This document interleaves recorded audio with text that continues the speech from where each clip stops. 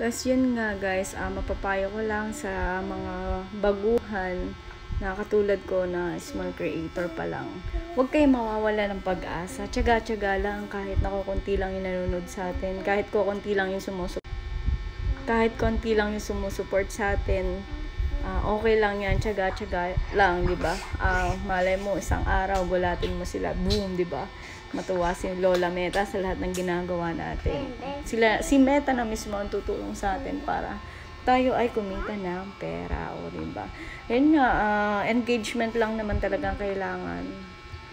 Support sa isa't isa. Share mo yung mga live nila, tsaka yung mga reels nila, comment, dapat ganun.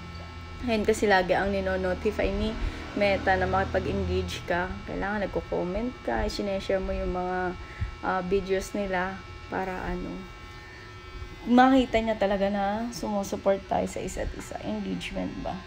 So, yun nga, huwag ka mawala ng pag-asa. Narating din yung araw tayo naman, di ba? Magiging big creator din tayo, di ba? Yun. So, yun lang guys. Thank you sa inyong lahat. Sana patuloy niyo pa rin ako supportahan. Patuloy pa rin tayo na, magtulungan. Thank you ulit. Support lang. Bye!